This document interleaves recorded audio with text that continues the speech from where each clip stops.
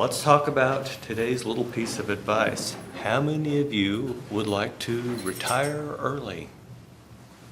Yeah, this is a big dream for a lot of people. I had hoped to become a multimillionaire and retire by age 35. You could tell that didn't work out. Then my next goal was to find a job that I could actually do into my 70s if I needed to. So that's where I'm at. Oh, Mr. Volker, you're late. Yes. Plus you got your earbuds in. Damn. You guys would not even realize when you're about to get hit by a car or a train because you won't be able to hear it coming because you got your earbuds in. It's dangerous. Okay, back to the story. So I'm on my second plan here. But let me tell you the secret to retiring early. You will get bored. You'll be amazed after having even 20 years of work under your belt how big of a piece of your life work is and how many of your friends are there and things like that. And so you see these people with the FIRE movement. Do you guys know about FIRE, financial independence, retire early? Go read the Wall Street Journal sometime. About once a month they have an article in there about someone who decided to go back to work not because they were poor, but because they were bored. So keep that in mind when you're making these decisions about retiring early. Okay, so last time we left off and we said this time we would start talking about signaling. First thing we need to mention here before we get into the signals is to think back to the trade-off theory. And that trade-off theory says basically that, and it's Modigliani, well, it's actually beyond that, but it's that we're trading off the tax benefit of additional debt, which comes from the tax deductibility of interest, versus the increase in the expected cost of financial distress. So you've got this debt in there. It may mean other things other than just that particular relationship. So sometimes investors might view debt as a signal of firm value. So let's think this through. If you knew that you were going to be stuck in a minimum wage job the rest of your life, would you borrow money to buy a house? No. So when your friends see you after you graduate, just from the outside watching, they see you graduate and then now you've bought a house. The first thing they assume is, because you didn't come from independently wealthy background, they assume that you have a job. They assume that you have got a loan, right? And so that tells them that you've got this debt. And now what can they infer from that? You are confident enough in this new career that you are confident that you're going to have these monthly cash flows enough to cover those mortgage payments. So we can see the same thing with companies. If a company takes on debt, it means that they're confident enough that their cash flows are going to be steady enough to make those fixed debt payments. Because remember, fixed debt is a fixed cost form of financing. You've got every month, if it's a mortgage, every 6 months, if it's coupons on a bond that you have to pay. And so I am confident I'm going to have the cash flows to be able to make those payments, or I wouldn't take on the debt. So that is a way in which debt is a positive signal of firm value, because it gives you an idea of what managers think is going on at the firm. By the way, who do you think has better information about the firm's future prospects? Outsiders or insiders? Insiders. Yeah, insiders, it's got to be. So when the insiders make decisions about whether to take on additional debt or not, we can infer something about their superior information from that. So we talk about this situation, it's called information asymmetry. Have we talked about information asymmetry before?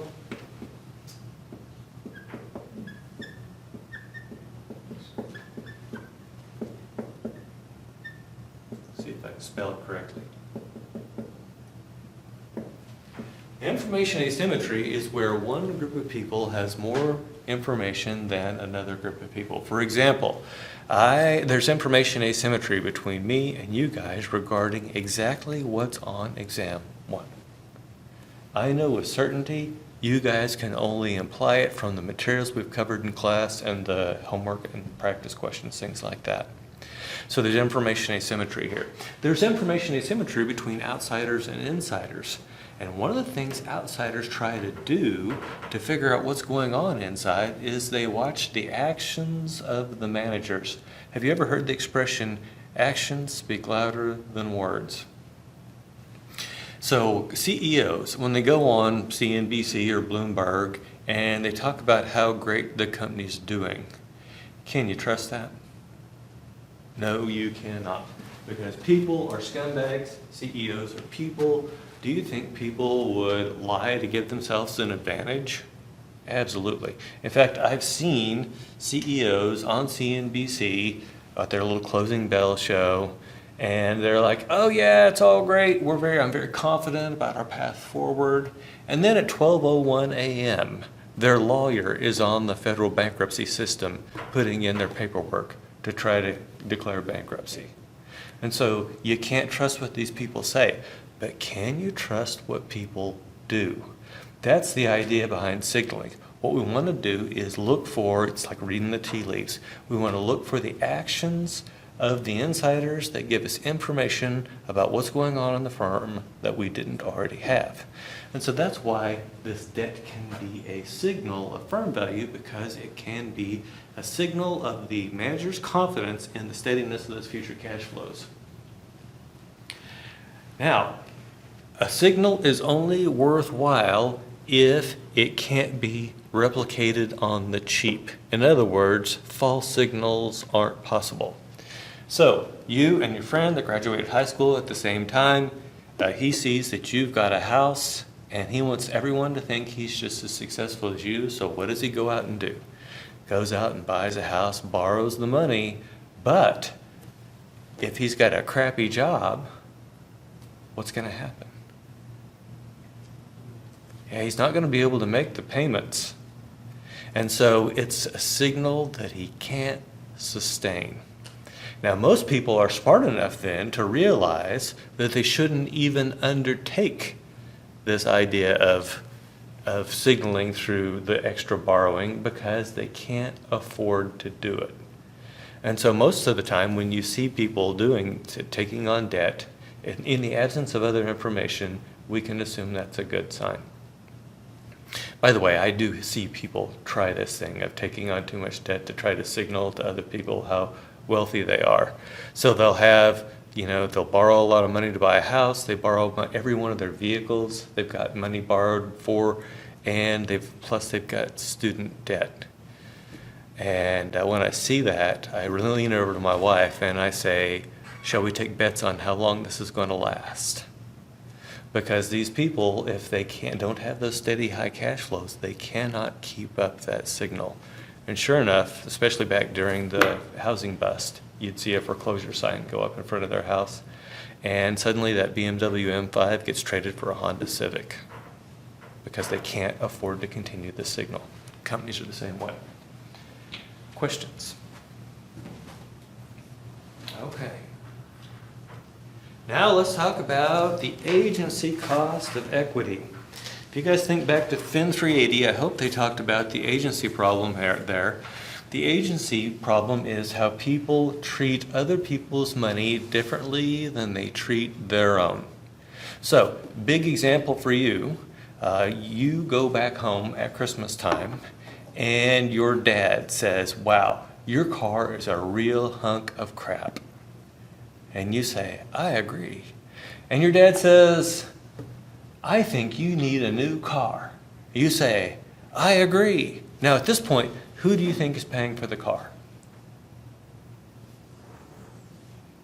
Probably the dad. Yeah, you're hoping, right?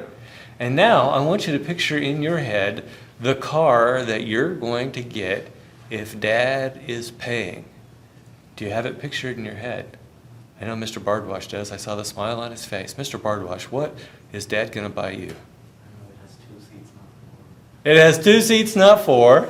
So like we're talking about one of those little 3-wheeled? Oh. No, what are we talking about?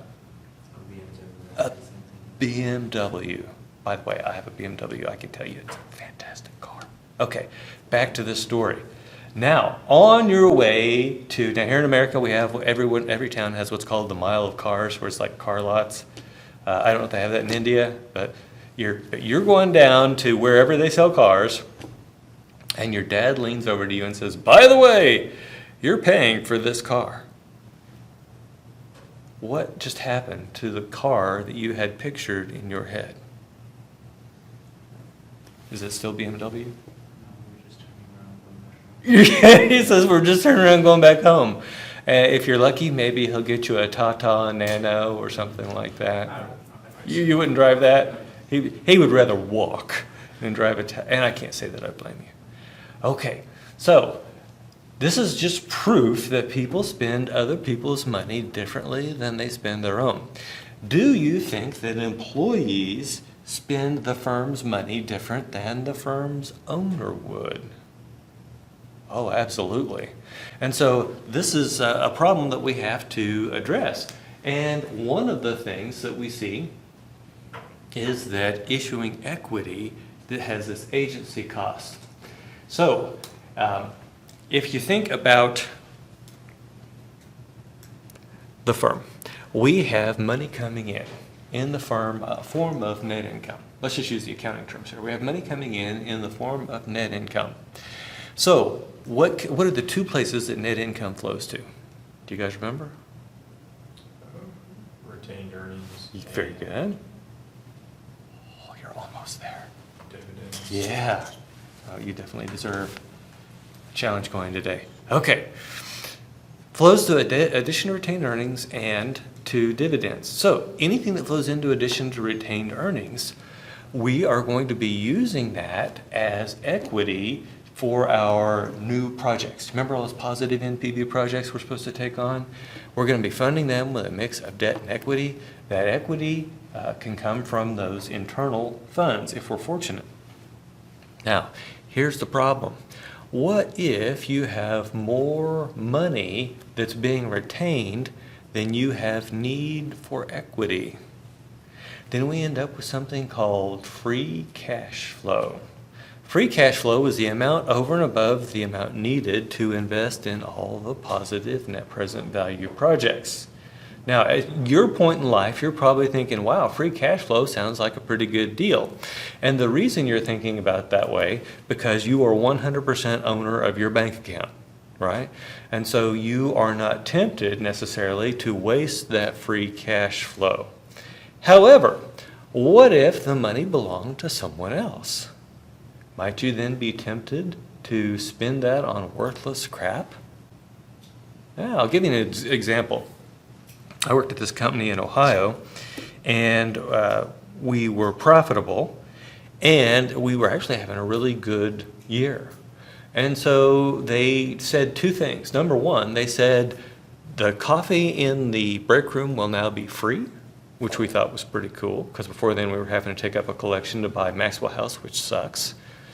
And the second thing they said was, we're going to get one of those Keurig pod things. And that was back when they had a patent on those, and those pods were very expensive. They were like $3 a piece. And we're like, woohoo! Okay, now, first of all, the people making the decision to do that, do you think they were the owners of the firm? No. The second thing was the fact that they had this really great coffee. What do you think happened to my coffee consumption? Oh yeah, that stuff tasted so good, I would drink so much of it that I would start shaking. That's how bad it was. Now, why were we able to indulge in that behavior? Because of free cash flow. Now that's just a minor example. So think about this one.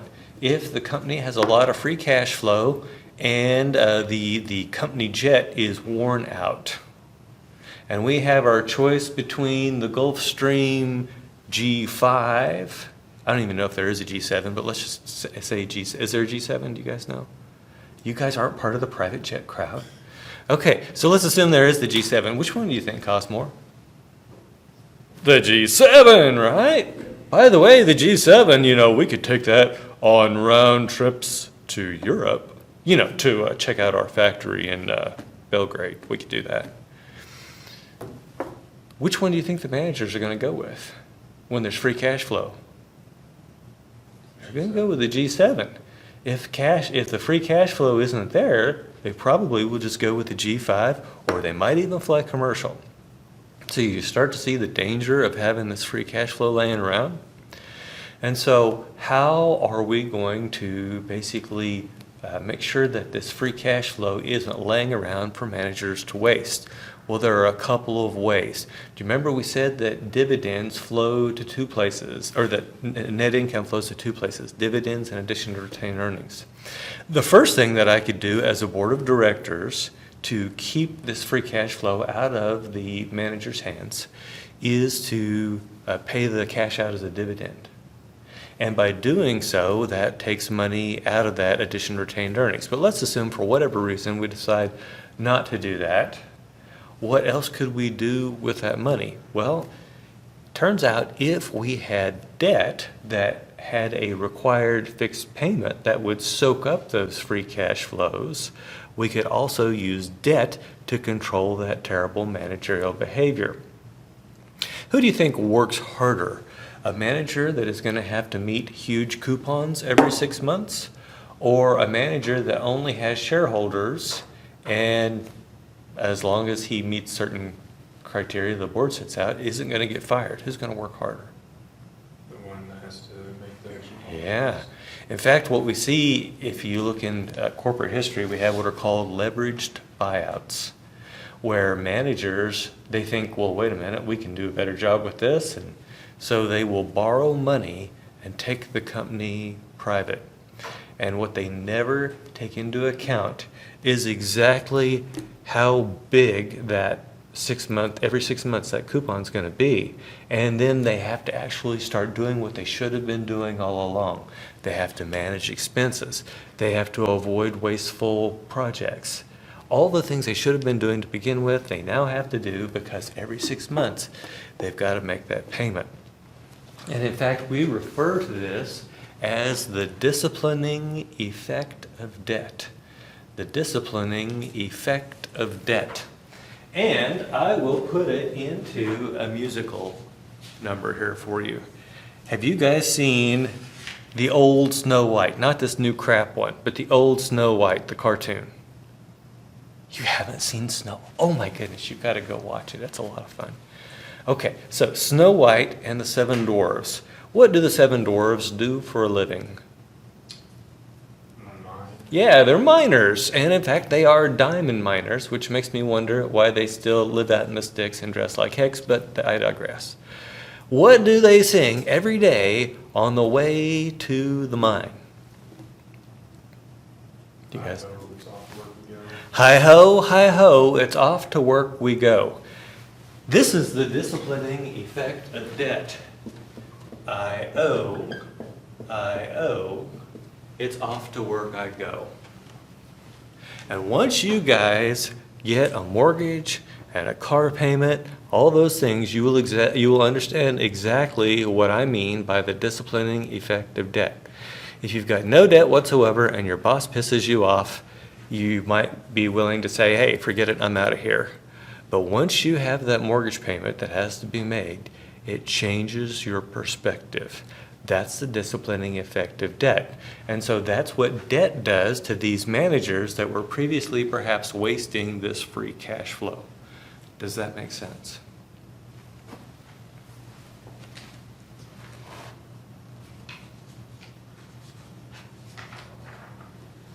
Okay, so we have talked about the trade-off theory. Well, we talked about Modiani and Miller. And Modiani and Miller, with taxes, predicts that we'll have unlimited amounts of debt in our capital structure. Then we brought in the fact of this expected cost of financial distress, and that put a limit on how much debt we should take on because of that trade-off. That brought us to the static trade-off theory. Then we talked about a signaling theory for why people might prefer to use debt. And now we're going to move on to a pecking order theory. And the pecking order theory is basically an order in which we should seek to finance things from the manager's perspective. Now, the pecking order takes into account some of the things we've already talked about, but it also has other ideas in it too. Do you guys know what a pecking order is?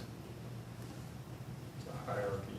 Yeah, it's a hierarchy. So my grandparents had chickens, but I didn't really play with the chickens all that much, but I was around the cows a lot. And when the cows would come in for milking, the cows always lined up in the same order. You would think that cows are stupid animals and they wouldn't have this figured out, but they do. There is definitely a order for the cows, and my grandfather actually referred to it as the pecking order. So it's just the order in which things get done. It's like a procedure that we follow.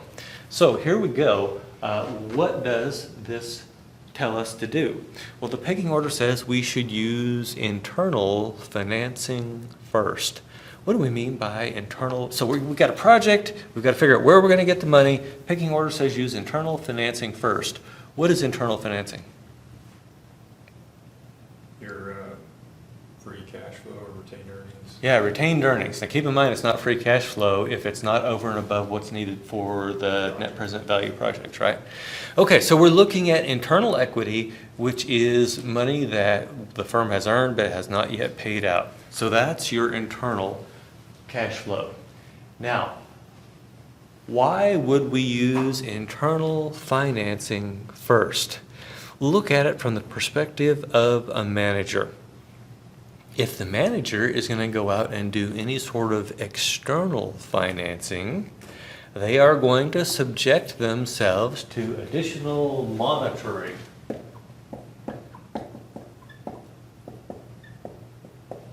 What's monitoring?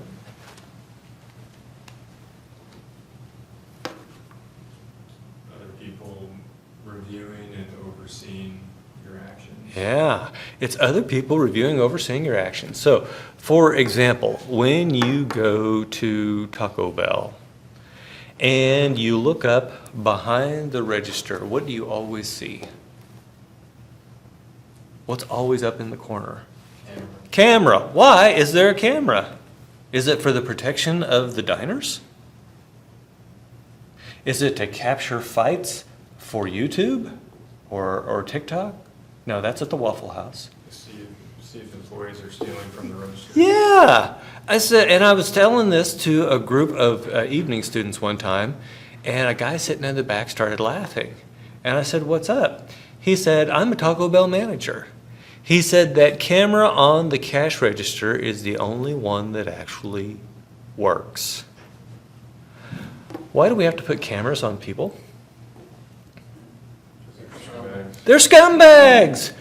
Who's more likely to do the right thing? Someone who's being watched or someone who knows they're not being watched? Yeah, being watched. And so that means when I am going to, let's say, if as a manager, if I'm going to do external financing, I'm going to have to put out a prospectus on that. I'm bringing on new investors that might have some expectations about being able to look inside the business.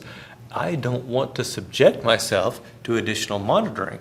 So as a result, what I would prefer to do is just use internal equity, even if it took me away from my target debt to equity ratio that we arrived at through the static trade-off. Okay, now what if I don't have enough internal equity to cover this? The next thing that I would do is go out and raise debt. Why would I raise debt instead of raising equity? Well, first of all, we said that raising debt is a positive signal to the market. You guys remember that? It was like 2 slides ago. It's a positive signal to the market. It means that we're confident about the future cash flows of the firm. We also need to talk about what the signal is when you issue equity. Any ideas what the signal is when you issue equity? Last resort. Yeah, it's a last resort. Why? Dilutes the shareholders. Okay, so that's the first thing, is it dilutes the shareholders. Do people like to share good things? No. You've got this fine bottle of 12-year-old single malt scotch. All your buddies are over at your house partying. Do you bring it out? No. You're going to save that for you. That's special, right? So you don't want to share. This is just human nature, right? People are scumbags. You don't want to share good things. Now, do people like to share bad things? Have you ever heard the expression, misery loves company? Yeah. If I thought I had a hold of a crappy project, would I want to issue debt where I had to pay the fixed coupons on it? Or would I prefer to share those losses with a bunch of new shareholders? I'd go with the second one. So that's the first reason that we say it's a negative signal when the firm issues equity. The second thing is it sends us a signal about what managers think about the current stock price of the firm. Let's assume that the stock is currently trading for $100 per share. You, as a manager, in your heart think that the shares are actually worth $110. Would you issue new shares? No, you're not going to sell something to someone for $110 or for $100 when you think it's worth $110. However, what if you knew deep down in your heart that the shares were only worth $90? Would you issue new shares for $100 each? Absolutely you would. Now, investors are not stupid. They know this is the case. And so whenever a manager goes out there and issues new equity, immediately what do investors think that manager's thoughts are on the true value of the firm? It's overvalued. Yeah, right now it's overvalued. Immediately after they announce this new share issue, what do you think happens to stock price? Tanks. Yeah, it drops. It drops. We can't necessarily say how much because it has to do with how many shares they're issuing and all sorts of other things. But it definitely is not a positive signal to the market. I would rather not share a good thing. Plus, I would rather not sell stocks that are undervalued, right? Because I'd be getting less than they're worth. Okay, so that's what leads us to this pecking order. Internal equity first, debt second, and then if we have to, equity. By the way, do you think this applies to the BSG? Issuing equity should be your last response. Now, you find yourself in a situation where you have to issue equity. That means something is going terribly wrong at your company in the BSG. Do you guys get that? It means that you've done something bad where you're short of cash and your credit rating sucks so bad that you can't afford loans or they won't even make loans to you. So you're going out there to issue stock. Here's what I would tell you. When you find yourself in that situation, issuing stock does not solve your problem. Issuing stock takes care of the symptom. The symptom is you're low on cash. What you need to do is go back and figure out what caused that situation. Was it bad marketing? Was it a bad choice of SQ? Was it a bad strategy? There are all sorts of questions that you need to ask. But that selling stock is a temporary Band-Aid. You need to go back and figure out what the actual problem is. The same thing is true of excess inventory. You could do a clearance and you get your inventory back to where you want it, but if you don't fix the problem that created the extra inventory, you're going to wind up right back there once again. Does that make sense? Okay. Now, the pecking order is at odds with the trade-off theory. In other words, they have some disagreements. So in the pecking order, there is no target debt-to-equity ratio. Remember in trade-off we said there is an optimal capital structure to the firm, and that's what we're going to try to stay near. In the pecking order, profitable firms would use less debt. Can anyone explain to me why that would be true? That in the pecking order, profitable firms would use less debt. Yeah, they had more retained earnings. Oop. Okay. I'll get you next time. Mr. Buat, this was like a half second behind you. Okay.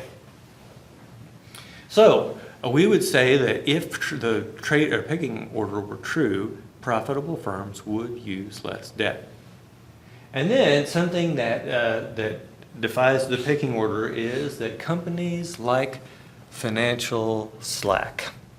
So I want you to think about, so I'm going to demonstrate financial slack to you. Think about your own checking account. Do you try to keep a certain minimum balance in your checking account? There Emergency. Yeah. So there was a storm, I had a tree that I had to get cut out. And they charged me $1,700. And I said, okay, do you take credit card? And what do you think they said? No. So there I am, and I need $1,700 in cash. Fortunately, at that point, I had it in my checking account. Normally, I would have been in trouble because I only keep $500 in there. So I had some financial slack. It's to handle those kinds of things that come up. Now, too much financial slack, do you think that could lead to a problem? Yeah, it gets back to that free cash flow problem where people spend more money than they should. But managers do like to have some financial slack. And so we temper this pecking order with the idea that people are going to, or companies are going to hold enough money to take care of transactions and these contingencies. Okay, so this is where it basically is at odds with the trade-off theory. Any questions so far about the pecking order?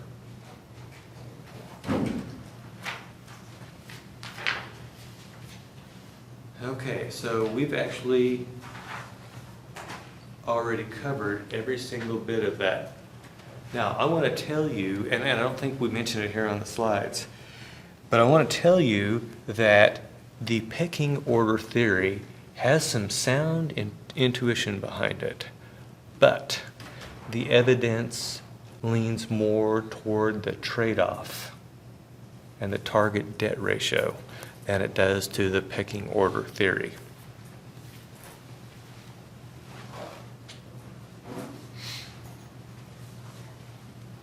So, now that we know all these different theories, let's ask ourselves how corporations actually establish their capital structure. Well, the first thing that we know is that most corporations have low debt-to-asset ratios. Now, low as opposed to what? What does Modigliani and Miller Proposition 2 with taxes tell us about the ideal amount of debt at the firm? That you benefit with, I can't talk. Your benefits from debt just continue to increase. Yeah, and so the prediction would be 99.999% debt, right? We don't actually see that in reality. We also see that changes in firm leverage affect firm value. When firms go out and issue new debt, the stock price tends to go up. Now, it's not in every single case, but it does tend to go up. And that is consistent with the signaling that we talked about earlier. It's also consistent with that additional tax benefit of the interest deduction.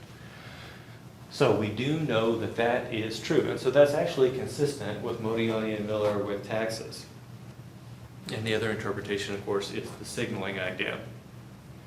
We also know that there are differences in capital structures across industries. If I went out and just grabbed 5 different firms from 5 different industries, they would likely have markedly different capital structures. However, if I go out and grab 5 firms from the same industry, undoubtedly their capital structures would look a whole lot more like each other's. If you want to have fun with this, go out and take a look at the capital structures of Lowe's and Home Depot. They're basically the same store in a different color, and one of them has popcorn, right? So if you go out there and look at their capital structures, I would bet money that they are quite similar. But then compare them to Apple. Going to be a totally different capital structure. It's in a totally different industry.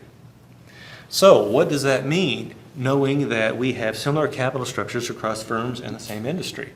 If you were going to go out and start up a home improvement store to compete with Lowe's and Home Depot, what should your target capital structure be? Same as theirs. Yeah, it should look like Lowe's and Home Depot, right? And so we can always compare ourselves versus other people in the industry to see if we think we are under-levered or over-levered. And that's how we would arrive at our target debt to asset ratio.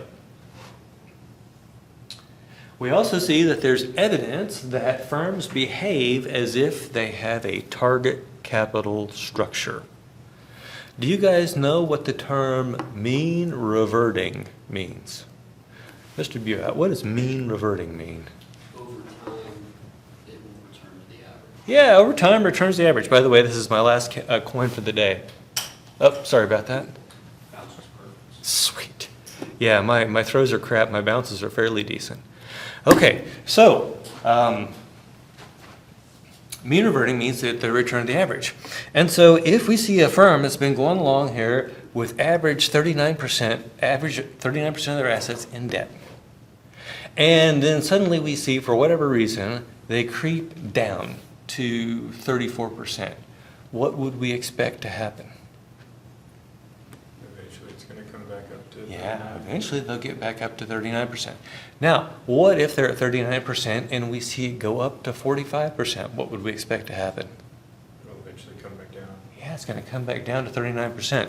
And so what we're saying basically is that we view our proxy or stand-in for that target debt ratio at the firm is the historical average, because these things are mean reverting.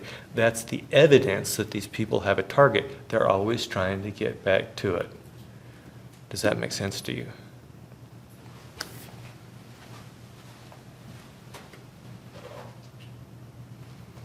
So what kind of factors do we see with our target debt to equity ratio?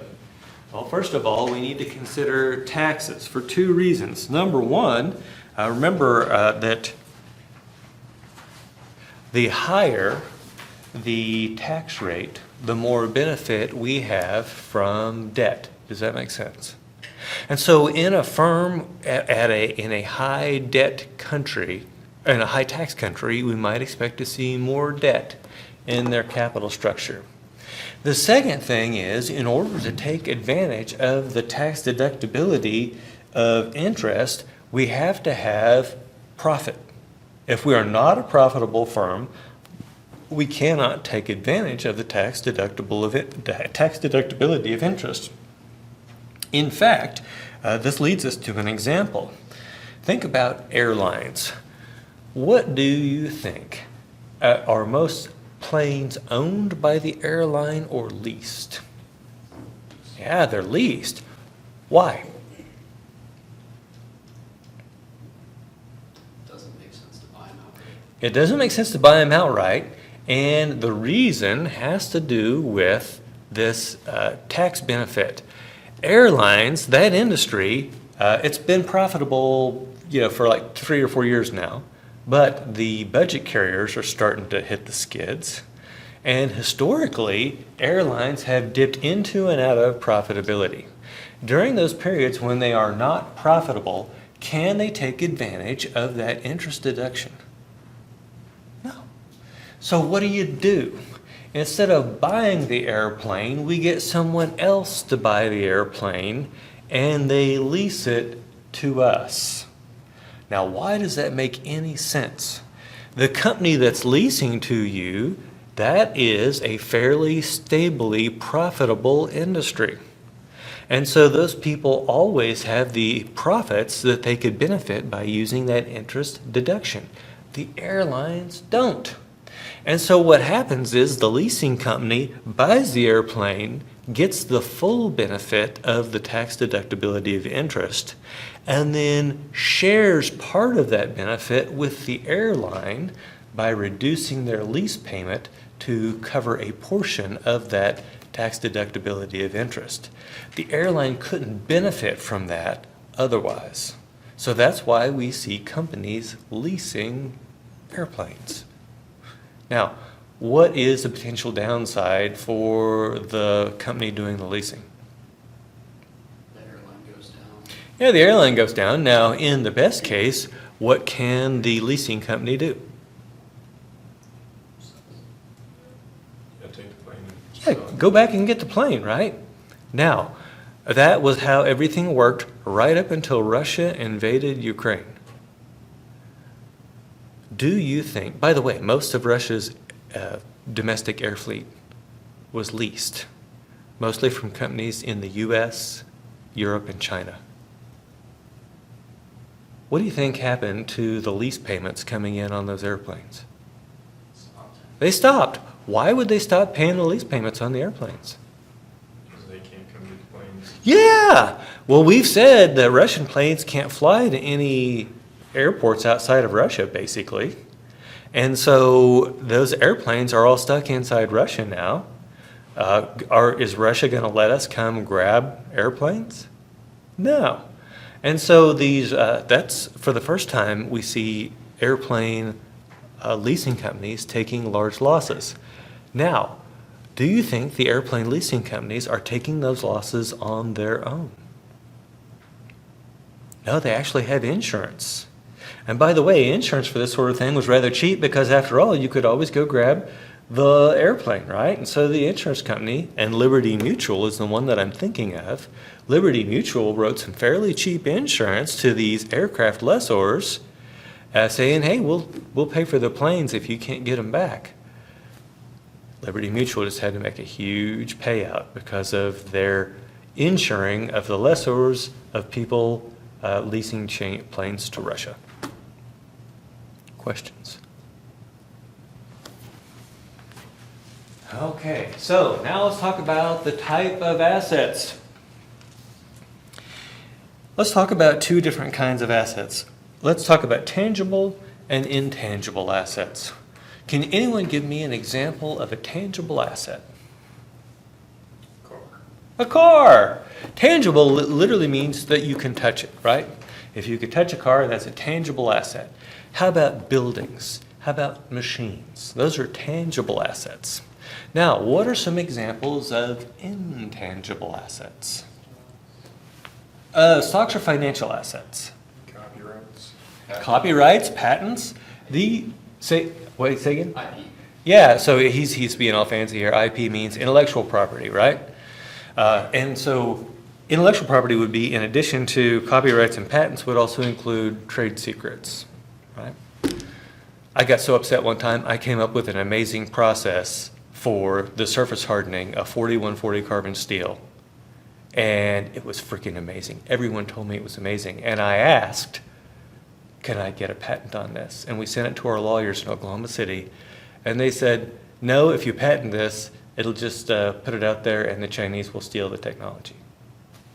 That was 1994. That guy had like foresight into what was going to actually happen, right? Okay, so back to the story. So they told me we're just going to keep it as a trade secret. So to this day, I don't think anyone has patented that.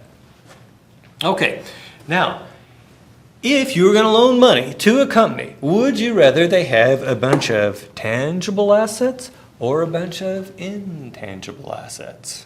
Tangible. Yeah, I'd much rather have the tangible assets because I can go and foreclose on the building. I can go and repossess the car. That increases my probability of repayment on default, probability of recovery on default. Whereas intangible assets, do we really even have a good value for those? No, we don't. And in fact, the way they show up on our books is kind of haphazard. How do patents show up on our books? Unless we bought them from someone else, if we developed it in-house. The patent's value on your books is only the amount that you've spent defending it against patent infringement. And so if no one's ever tried to rip off my design for six-toed slippers, then I don't have to worry. It has because I haven't had to defend it, it has zero value on my books. So they're on there in a kind of a flaky manner.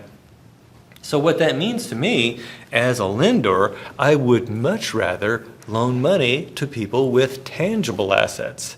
And if I do decide to lend to both of these people, who's going to get the better interest rate? the people with the tangible assets because I can grab those if everything goes straight to hell. What does that mean? Typically, companies with tangible assets rely more on debt than companies with intangible assets because debt is cheaper for them, and it's cheaper for them because it's less risky to the lender. Questions? Okay, and then we have the uncertainty of operating income. So we'll start this on a personal level and then we'll blow it out to the firm level. I've told you before, I'm basically a government employee. And in fact, I've got even more job security than your basic government employee because I have something called tenure, which is, unless I do something really nasty, it's a lifetime employment contract. It's my option to stick around here as long as I want. Now, they could do things to make me miserable, but I can stick around here and keep drawing a paycheck. So let's say that a tenured professor is making $100,000, let's make it easy, the math easy, $120,000 a year. How much is that per month? 10,000. So it's 10,000, 10,000, 10,000, 10,000, 10,000. Now, let's talk about a condo salesman in Branson. Do you guys know about Branson? You know about Branson. Yeah. So you guys don't know he's a boat captain on Table Rock, you guys run out of Branson? Bridgedale, just south of Branson. Just south of Branson, okay. So let me ask you what business is like in Branson in January. It's dead. It's dead. What's business like in February? Still dead. Still dead. What's it like in March? It's a little better, but still, you gotta wait for the weather to pick up. Yeah, April? Pretty good. Pretty good. What about May? May through September is really good. Whew. What about October? It's dying off. Dying off. What about November? Dead. Dead. What about December? Dead. Okay, now that we know from an expert what the business looks like in Branson, think about, they've got all these damn condos down there, and a lot of them are timeshares. By the way, don't ever buy a timeshare. So a lot of them are timeshares, but we're just talking about general condos. People like to buy condos so they have somewhere to go when they go to Branson. This is also popular down in Florida. If you are a condo salesman, how do you get paid? Make sales. You have to make sales. It's called a commission, right? And so you're probably going to be getting something like 3% of whatever you sell. How many condos do you think you're going to sell in January? 0. So your cash flow is 0. You are living on mustard sandwiches, right? It's pretty rough. And the same is true in February. And then we get into March, and maybe you sell 1. And you treat yourself by going to McDonald's. And then you get into April, and you sell 2. Maybe you treat yourself to Cheddar's Scratch Kitchen or whatever it's called. Now, you get into June, July, August, what do you think happens to sales? Oh yeah, they're way up there. And so even though we're talking about these people making, and this guy, by the way, in total, when you add all his commissions together, it's $120,000 per year. But if you were a banker, to whom would you rather lend? Hold steady here, right? Does that make sense? It's so funny. The first time I gave this talk, I had Chinese students, and they looked very perplexed. I said, "Why are you perplexed?" And they said, well, undoubtedly, they would save money in the good times to be able to make their payments in the bad times. I said, you're talking about Chinese people. I'm talking about Americans. What do Americans do? When the times are good, woohoo! We're making it rain up in here, right? We're not saving for the future. And so that's why that example works to Americans, but perhaps not for other people. Okay, so now what about firms? Are there some firms that have very stable cash flows? For example, banks. Banks have, first of all, their assets are debt instruments, and the debt instruments are a fixed payment pattern. And so the bank has been promised this fixed payment pattern. And assuming that everybody pays as promised, everything's cool. Do you think everybody pays as promised? No. And so the second thing that makes bank assets produce this steady cash flow is the diversification. Do you think they make all their loans on real estate? No. Do you think they make all their loans right in the local area? No. And in fact, I've seen both of those problems before 20, 30 years ago when I worked in the oil field in Duncan, Oklahoma, when there was a layoff at Halliburton, which was basically the only employer in town. Here's what would happen. You would see a line of minivans down at the local banks and savings and loans, and they'd be dropping their house keys off, leaving town, right? Not even going to wait for the foreclosure, because we know we're not going to be able to sell a house in Duncan, Oklahoma when Halliburton's laying off, because Halliburton's the only reason to be here. Number two, I know I don't have a job. I'm not going to be able to make the payments. I might as well just give up the keys. Now, if you were a bank in Duncan, Oklahoma, and you had focused your portfolio primarily on real estate, primarily in the Duncan, Oklahoma area, what would happen next? A bunch of houses that are under market value. Yeah, you got a bunch of houses that are under market value, and what's happening to your cash flows? Not there. Yeah, suddenly you're in the toilet, right? And so in the time since then, and we've had the savings and loan crisis, and we've had the financial crisis, and we've tried to put some rules in place to say, number one, don't have all your eggs in one industry basket. So now you need to loan out money to small businesses, you need to loan out money to real estate, you need to loan out money for other stuff, right? So we're trying to spread that risk around through diversifying that portfolio. The second thing we're going to do is to geographically divide the risk. I may have the same amount in real estate as I did 5 years ago, but now instead of having all of my loans here in Springfield, I'm going to spread them out. How do I do that? Well, I basically loan money to other banks and they turn around and loan it out in their area. Or I can buy mortgages from other banks in other areas. Either way, I'm diversifying that risk, and as a result, the cash flows at banks are quite stable. As a result, they can deal with a whole lot of debt in their capital structure with those high fixed payments because they've got very steady cash flows. Now, what about the biotechnology firm? I think we've talked about this. Mr. Buat, what do the cash flows at a biotech firm look like? Zero for a long time. Yeah, in fact, they're worse than zero because I got to pay all these nerds every month, right? Are nerds cheap? No, I myself am a nerd, and I am not cheap, right? So you got to pay these nerds every month. And then eventually, what happens, hopefully? Yeah, you make some huge breakthrough, you find the cure for cancer, and whoop, suddenly you have $1 billion positive cash flow. If you were a lender, would you lend money to these people? Absolutely not. They can't afford that high fixed payment. So as a result, these biotechnology firms that operate in this way are 100% equity funded. And you'll see the same thing with a lot of technology startups. When Uber was getting started, 100% equity. When Amazon was getting started, 100% equity. Why? Because they're losing money to begin with until they hit that big sweep up. Okay, let's see. Let's talk about someone that's somewhere in the middle. My other favorite example, electric utilities.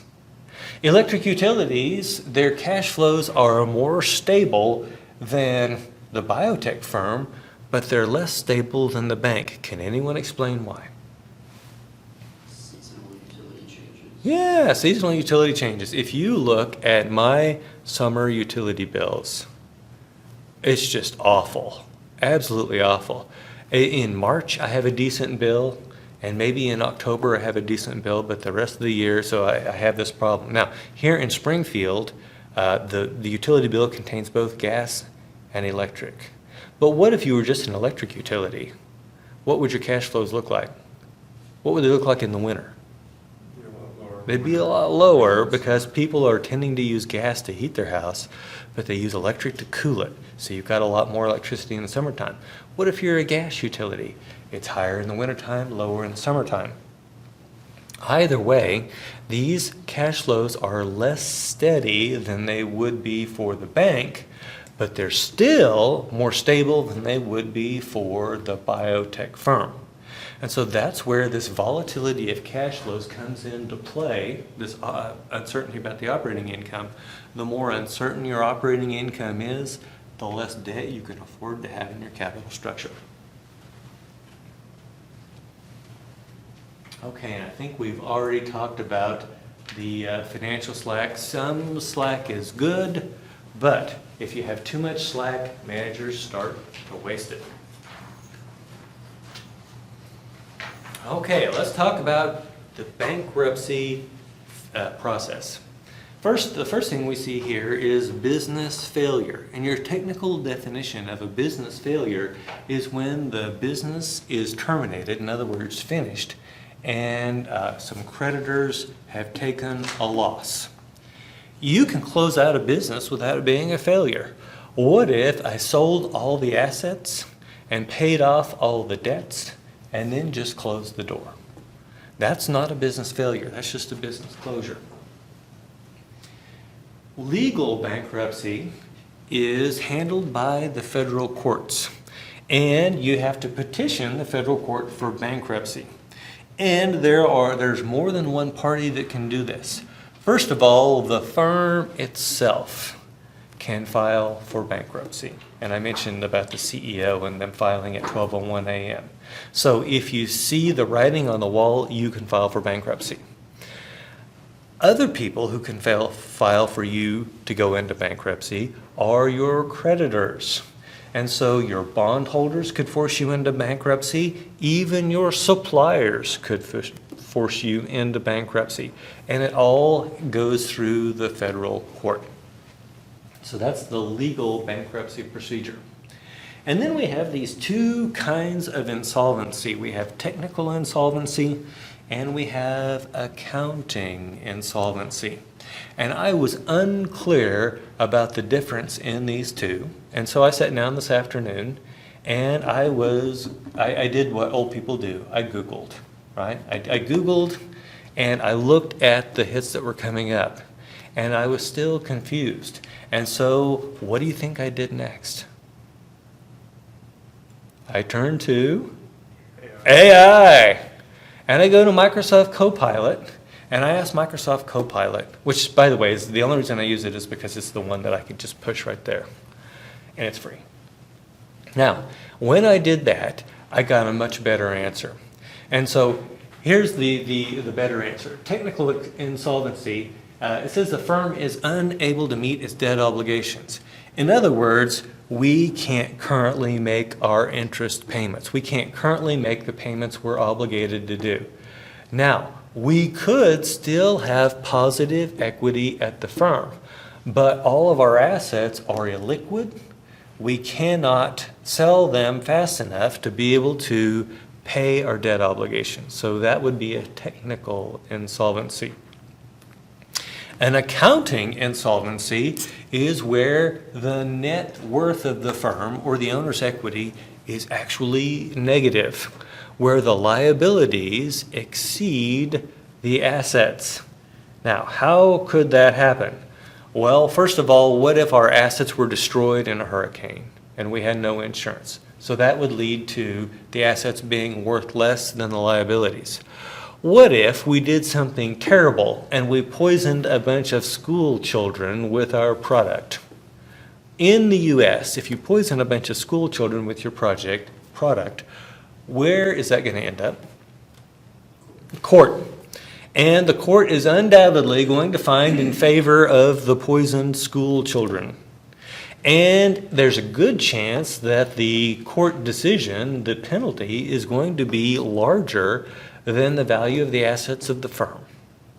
You know, our firm's only worth $2 million, but you know, when you poison 400 kids, that adds up, right? And so this is another reason we would see an accounting insolvency. However, does having a negative a negative owner's equity necessarily mean that the firm is technically insolvent? No. What if we still had plenty of cash and we could still meet our short-term debt obligations? We could be accounting insolvent without being technically insolvent. We can also be technically insolvent without being accounting insolvent. And so that's the difference between those two terms. Questions? So, the bankruptcy process. We have basically two varieties of bankruptcy that we see businesses getting involved in. There's Chapter 7 and there's Chapter 11. Chapter 7 is liquidation. That's where we put a stop to stuff, we liquidate the assets, and then we pay people off based on this priority rule, which we'll get to here in a bit. I actually prefer Chapter 7 because it puts an end to the problem. So if a company's been doing something stupid, if you liquidate the company, it puts an end to the stupidity. If, however, we do Chapter 11, Chapter 11 bankruptcy is reorganization. And that's where the company is able to renegotiate with its creditors, and they call it protection, bankruptcy protection, because they are, if they declare Chapter 11 bankruptcy, they are protected from their creditors, and it all has to go through court and they get the opportunity to reorganize. When General Motors and Chrysler were going bankrupt, I was going, come on, Chapter 7. Because what would happen in that case is that the assets would get sold to people who might know what the hell to actually do with them, and the creditors would get paid off. But instead, our government stepped in and helped them to reorganize, and we ended up with a lot of the same crap after that we had before. So I'm actually a fan of Chapter 7 as a creditor. Of course, if you're the manager of a firm, what do you prefer? Chapter 11, because there's actually a chance you might be able to keep your job. By the way, Chapter 7, is the CEO going to keep their job? No, because the company's going to be gone. So here is the absolute priority rule. This is the order of repayment. In fact, if you wanted to, you could call this the pecking order for repayment of debt. And it turns out that there is a priority to these people. And shockingly enough, the first priority is to pay the administrative costs of the bankruptcy. What are the administrative costs of the bankruptcy? Well, there are the lawyers that the companies had to hire. There are the lawyers that the creditors have had to hire. There is the bankruptcy trustee that the federal government has hired. All of these people need to be paid. So after, let's assume liquidation here. After liquidation, those are the first people to get paid. And then behind there are the employees. They get paid the wages, salaries, and commissions that are due to them. And then the employee benefit plans. Assume that the pension plan was underfunded. They have not been putting enough money into the pension plan to meet future obligations. Then we would be putting money into that before we would even take care of consumer claims. I told you guys a while back about Air Berlin and how I thought it was on the edge of bankruptcy, so I wouldn't buy my tickets from them. Why was I so concerned? Well, I knew that if Air Berlin went bankrupt, they would have to pay off, number one, the administrative expenses of bankruptcy, then their wages, salaries, commissions, then their employee benefits plans before there was any chance that I would get my tickets refunded. And so consumer claims is number 4. And then I am just shocked and amazed. Government tax claims come in at number 5. You know, if I were knowing what I know of the government, I would have expected this to be number 2. I'm shocked. Number 6, unsecured creditors. Let's talk about the difference between secured creditors and unsecured creditors. What's a secured creditor? Is there collateral? Yeah, there's collateral. And so a company could issue bonds and they could use the factory as the collateral security for the bond. And in that case, at bankruptcy, those people don't have to get in line. They can just go take the factory. As a result, what do you think is safer, secured lending or unsecured? Secured lending, right? And as a result, what's going to be the yield to maturity difference? Who's going to have the higher yield to maturity, secured or unsecured? Yeah, unsecured has to because it's riskier. And so those secured creditors can go out and grab their stuff. So the people that we're left talking about are unsecured creditors. So we're talking about bonds that are backed purely just by the general assets of the firm. That's who we're talking about here. And in this unsecured creditors, we could talk about at least three groups of people: the senior debt holders, the junior debt holders, and the subordinated debt holders. And so you could actually draw three arrows out from the unsecured creditors and write secured, junior, and subordinated. The secured will get paid first, then the junior debt holders, then the subordinated debt holders. So it's senior, junior, and subordinated. And after we've taken care of those people, then we have the preferred stockholders. Preferred stock is called preferred because it has preference for dividends over common. In other words, they get paid dividends before you can pay anything to common.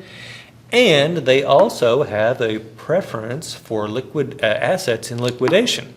And so any money that's left over after paying all these other things, the preferred shareholders get a crack at it. Preferred stock has a stated liquidating value of $100 per share. And so if we only have enough to pay every one of those shares $50, then that's what they get. They would get a pro rata portion of what's left over. What if we had $150 per share? They would only get 100, and that remaining money would go then to the common stockholders. The common stockholders are at the very back of the line. That's why we call them residual claimants, because they get what's left over. Now, if you had to guess, what is the riskiest position up here? What is it? Common stock. Yeah, common stock. It's like being at your grandma's at Thanksgiving and the line of family forms and you're at the very back. What are the chances that you're actually going to get the food that you want? This is a risky proposition, right? And I've owned stocks in 2 companies that have gone bankrupt. My dad's owned stock in 4 companies that have gone bankrupt. How much money do you think we saw out of that bankruptcy process? Zero. And that's the typical outcome for shareholders, is they don't get jack squat. Questions?